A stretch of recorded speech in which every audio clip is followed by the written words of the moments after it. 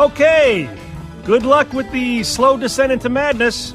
If you can keep up and you don't mind dying, come along. Dance off, bro. Me and you. You know what? There's something just extremely uncomfortable about a man your size sniffing a flower. We're gonna need a new plan. I'll give you anything you ask for. As long as it's not something I don't want to give. Get off my bridge. It's Hard-Headed Sports with Spinney and Fetty Bus. Famous for their podcasts, you can now catch them right here on The Al Travis Show. And we've got him, Fetty Bus, with us today. Fetty, how you doing, my friend? I'm doing well. How are you? I can't complain. I got to think this is kind of really exciting time for you. How close are you? And for folks who don't know, Fetty's an award-winning, championship-making coach up there with the Vikings at Bethany Lutheran College. What, 3 times consecutive 4-time champions in your division? Yeah, that is correct. Yeah, that's pretty darn good resume, my boy. And the season's got to be starting here pretty quick. When do you guys get started this year? Yeah, we actually tip off tomorrow is our first game of the season. Finally, we get to have some real action against somebody other than ourselves. We did have 2 scrimmages, but still, actual game will be nice here. And then we have our second game on Saturday right away. So heading down to Chicago, heading to Aurora, which is a suburb of Chicago, for 2 games against Rockford and Aurora University. So should be fun. Do you know anything about them? I presume they're roughly the same size schools. You get tape on them? I mean, how can you do that if they played no games? How do you go into something like that blind? It's a lot of watching film from last year. Rockford has played an exhibition already against an NAIA school, so that film is up already for this season. But yeah, a lot of watching last year and just determining what returners they have, and if it's, for the most part, a lot of these schools have the same coach, so you can expect the same philosophies on offense and defense. So, but it's all personnel. So let me ask you this: the last 3-4 weeks of practice, are you a gym rat? Is it kind of fun for you to do that? Is it like you just get through this, do what you got to do, so you can start playing games? Yeah, I mean, I still love the practice aspect. I love seeing us improve in our own ways. So I am a gym rat, and it's every step of the process is fun, but it's definitely a lot more fun once the games get rolling. All right, let's go for the 4-peat this year, shall we? I don't know if that's probably ever been done. Let's go get it in this division. Let's go Minnesota Vikings. Let's talk with them first, if we can. JJ had, for all accounts, not a brilliant week, but a very good week. Got the win for the Minnesota Vikings. But the trade deadline came, and nothing really happened for the Vikings when it comes to that quarterback spot. They did sign some 30-year-old John Wolford to the practice squad, who is, quote-unquote, our third quarterback. Bus, put your coach's hat on. Do you seriously, at 4-4, needing at least 6 or 7 wins to get yourself into the playoffs, do you go with a kid who's now got 2 games under his belt and Brosma, who's got nothing? Is that what we're going into the rest of the season with, and is that cool for you? That's definitely what we're going to do, yeah.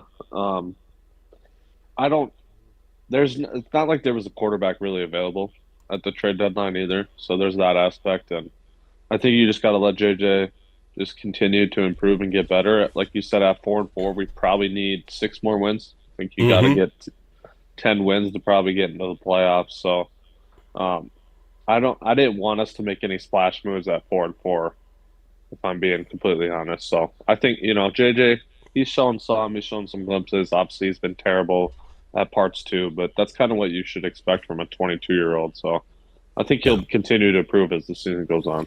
Well, I think it'd be different if we had the same record, 4-4, and he had got us to this point, had 8 games under his belt. Then I think, okay, we know what we got. We can do something. We still don't know what we have.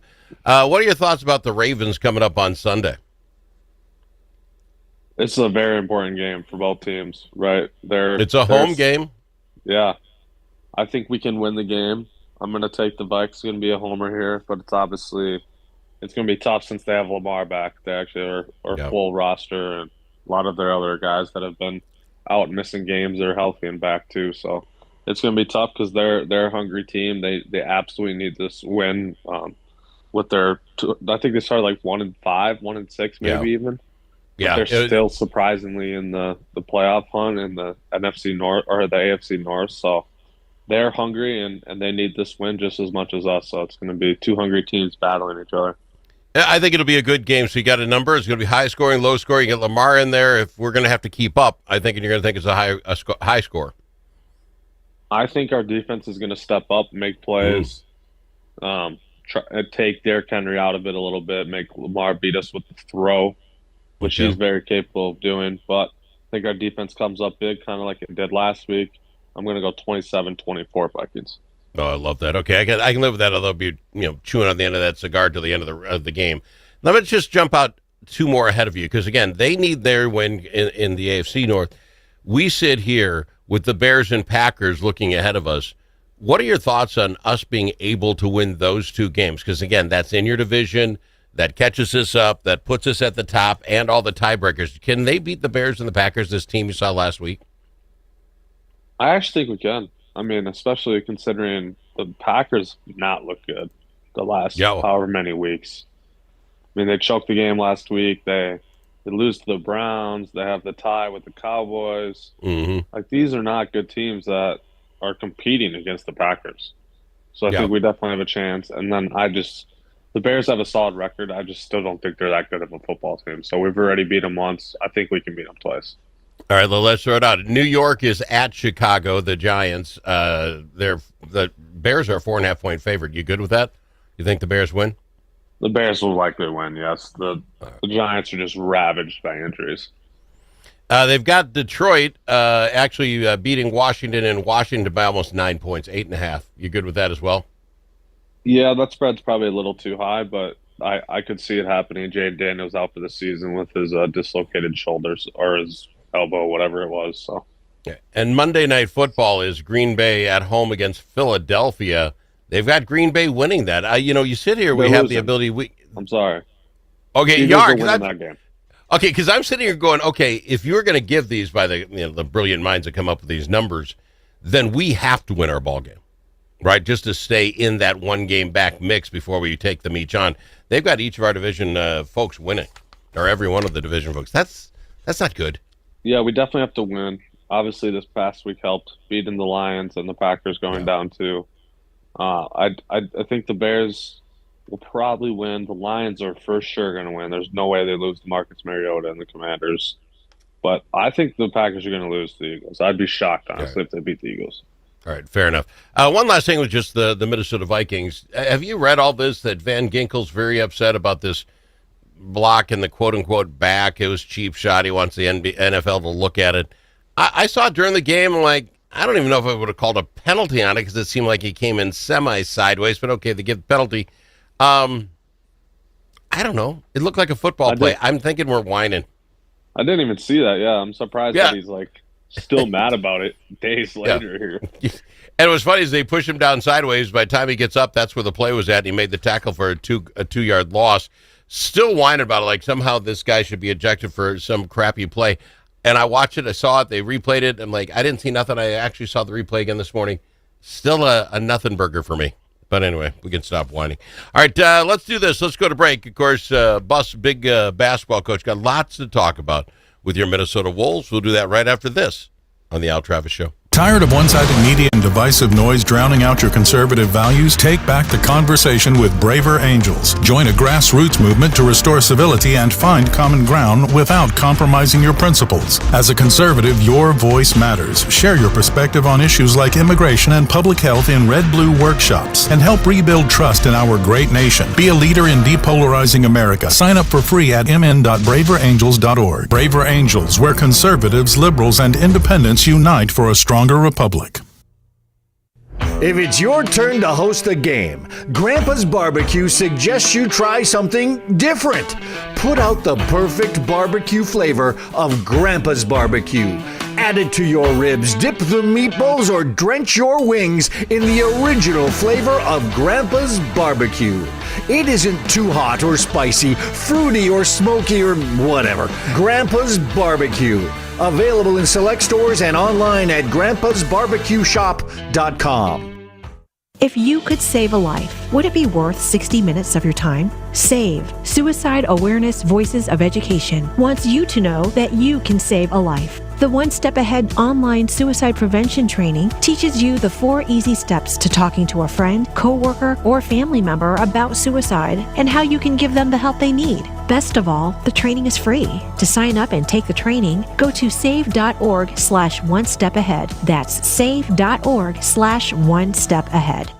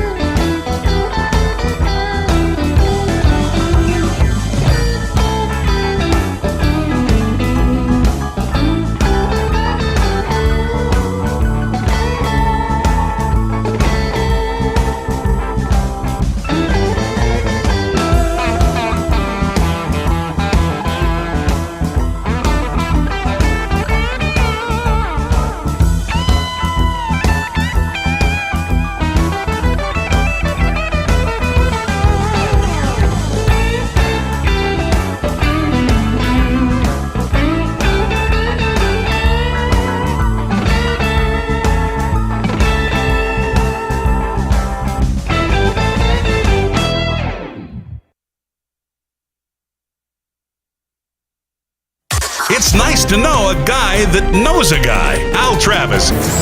We know him. He's Fetty Bus, and he's from Hard Headed Sports. You can get him wherever you get your podcast. Fetty, let's move on over to your Minnesota Timberwolves game against the Knicks last night. And Cat, Karl Anthony Towns, still very shocked that Minnesota let him go. Couldn't get over it. So they just end up wiping the floor with this 137-114. I guess that's a nice way of showing you care. Beat us to a pulp.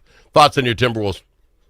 Yeah, that was a really rough game. I watched it last night. They just absolutely murdered us in every way possible. Jalen Brunson was all-around game. OG Anunoby was just killing us, which kind of shocked me. Cat, honestly, wasn't too crazy, but he did have 15 and 10. Couple double-digit scoring performances off the bench for them, too.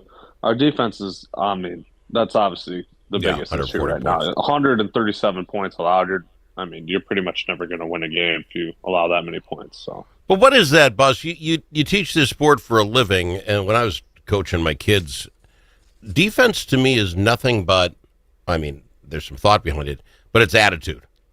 How hard do you want to push? Can you get that guy to get rid of the ball, and your guy to get rid of the ball in 3-4 seconds, be on him so hard that any shot he takes is going to be tough? This team doesn't seem to want to play that. Not at all.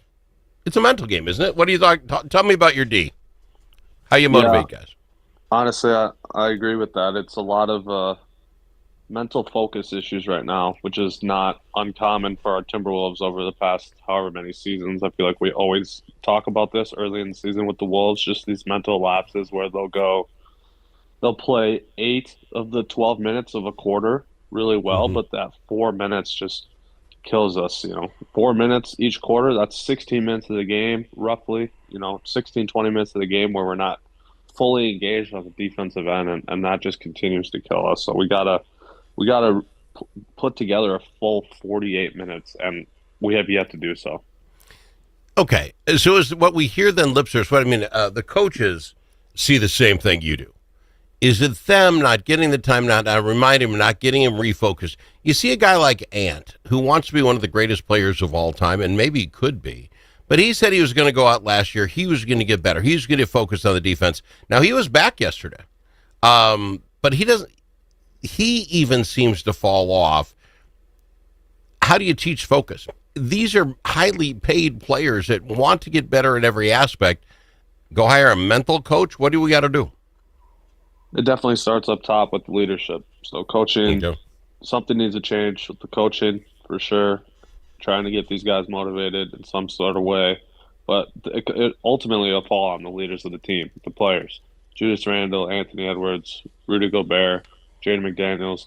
These guys got to set the tone from the tip, and then the bench will follow their lead.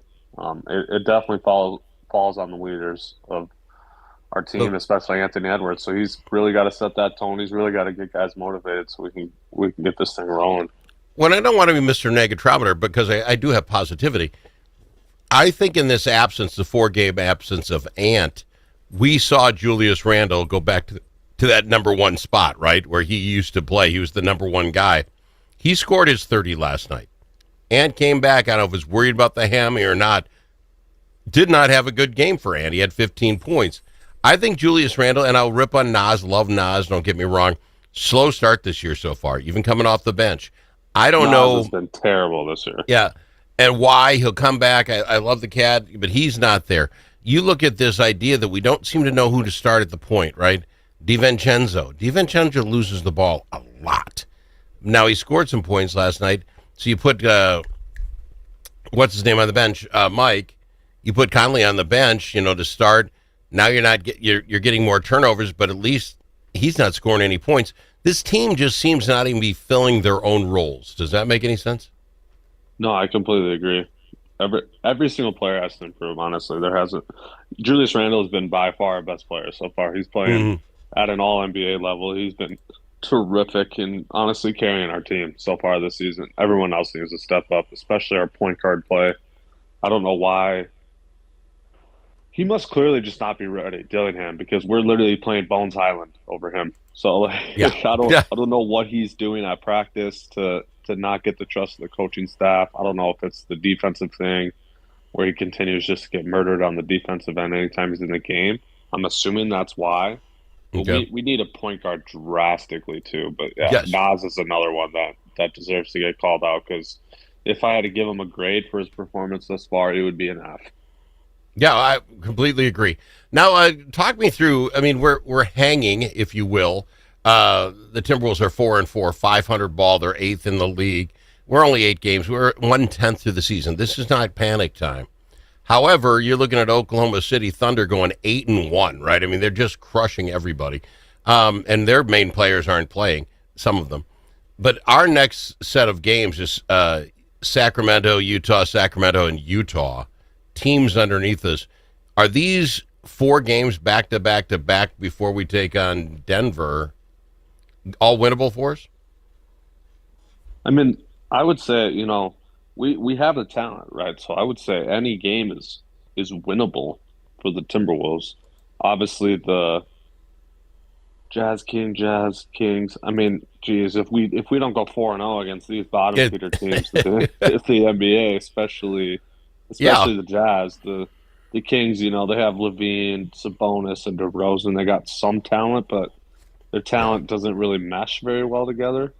Yeah. So, I mean, at the very minimum, we have to go 3-1 in this 4-game stretch. I would be shocked if we didn't. All right, that's fair enough. Sir, I got to fly. We're out of time. I appreciate you a ton. If somebody wanted to pick up Hard Headed Sports, how do they go about doing that, Bus? Yeah, they can get us at YouTube, Spotify, and Apple Podcasts. All right, my friend. I appreciate you being here. Thank you. Think about it. Now that school's back in session, how are Minnesota